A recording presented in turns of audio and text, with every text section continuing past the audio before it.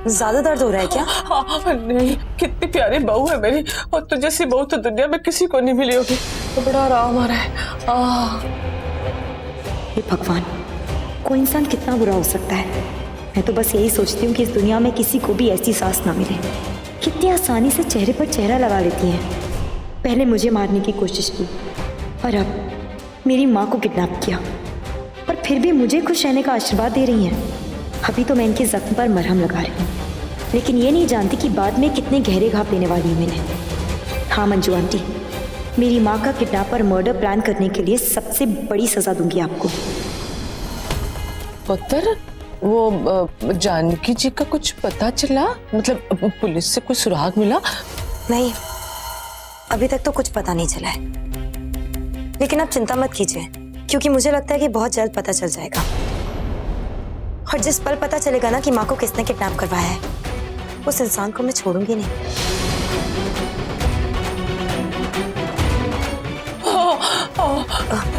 हो गई पट्टी, ध्यान रखिएगा। हाँ पुत्र, थैंक यू है वंडा वाला।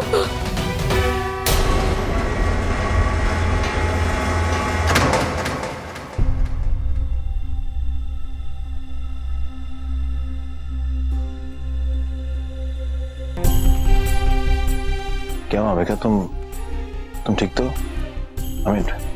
माँ के बारे में कुछ मालूम चला? नहीं, माँ के बारे में कुछ पता नहीं चला, और ऐसे ही बहुत थक गई हूँ। बस 5 मिनट यहाँ बैठकर फिर सोऊंगी।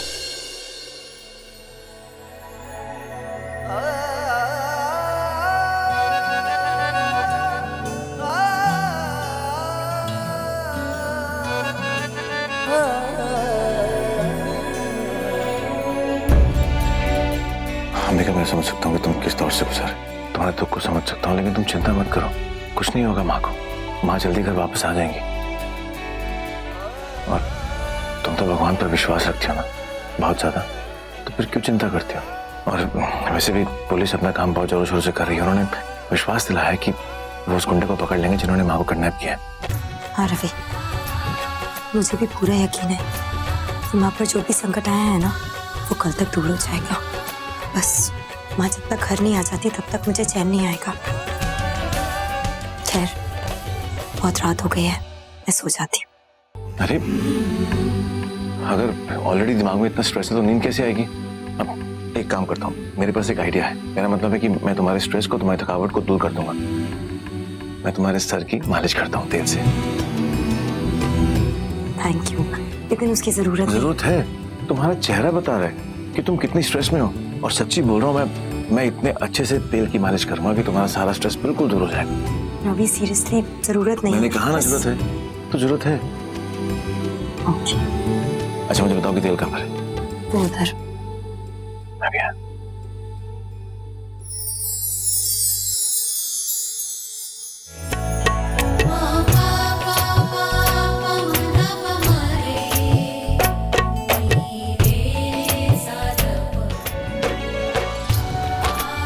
तेल मालिश, तुम्हें पता है बचपन में ना मुझे माँ ने तेल मालिश करना सिखाया था।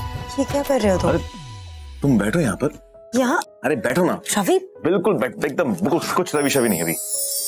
और हाँ, तो मैं कह रहा था कि माँ ने मुझे बचपन में बहुत बार ऐसे तेल मालिश की है, और तुम बिल्कुल चिंता मत करो, इसी हिसाब से मैंने बात की है। और उन्होंने विश्वास दिलाया है कि तुम्हारी, मेरा मतलब है कि हमारी माँ, वो बहुत जल्द घर वापस आ जाएंगी।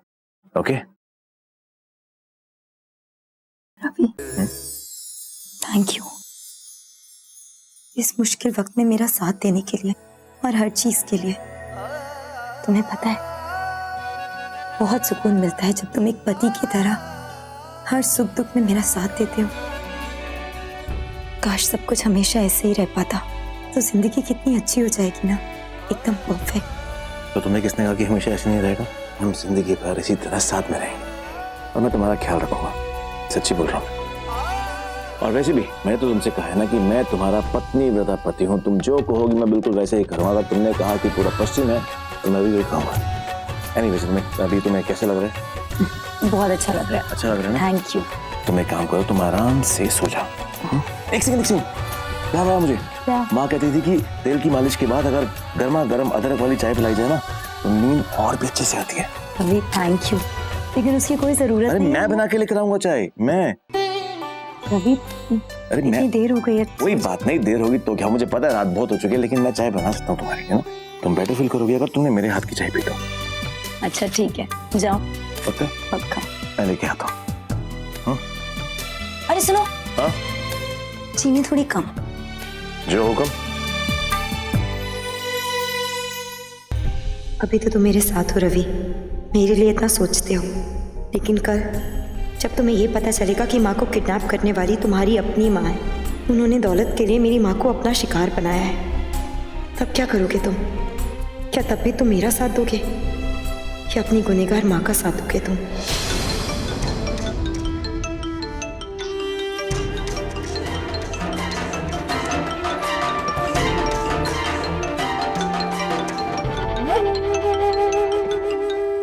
हेलो, वो किल्लर भाई, वो सुन, मैंने ये बताने के लिए फोन किया है कि वो कागज जो है ना वो मेरे हाथ में आ गए हैं। अब मैंने ना सवेरे 11 बजे तक पहुंच जाना है उन्हें साइन कराने के लिए, तो तब तक ना तू जानकी देवी का ध्यान रखना, समझा है ना? उन्हें ना परेशान करते रहना और उनको खूब सताना, उन पे जुल्म करते रहना, ताकि मैं जो भी कराना चाहूँ वो चुपचाप कर दे, समझा? जैसा आप चाहती हो वैसा ही होगा। आप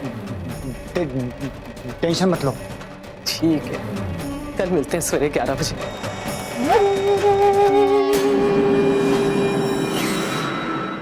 लगता है रवि को टाइम लगेगा चाय लाने में।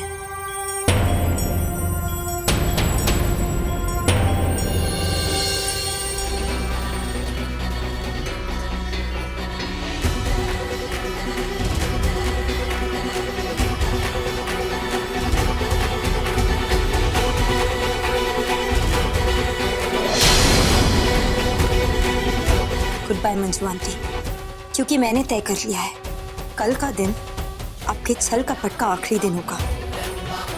जो इतने दिन से आपने ये चेहरे पर चेहरा छुपाकर रखा है ना, कल इसका पर्दाफाश करूंगी मैं।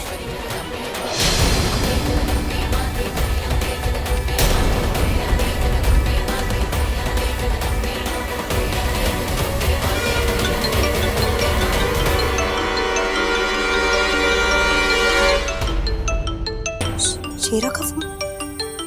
हेलो, हाँ मैडम, वो मंजू मैडम का फोन आया था, वो कल सुबह 11 बजे यहाँ पहुंचेगी।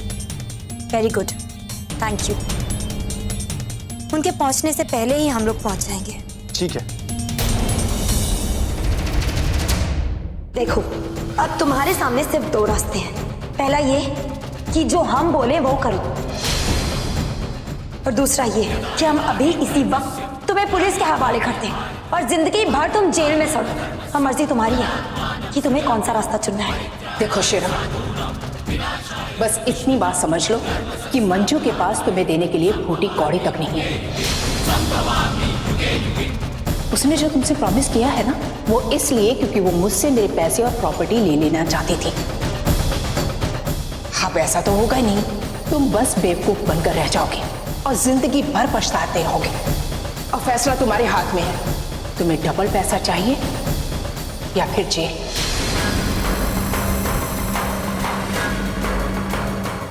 लेकिन मैडम, आपके दुश्मनों को क्या?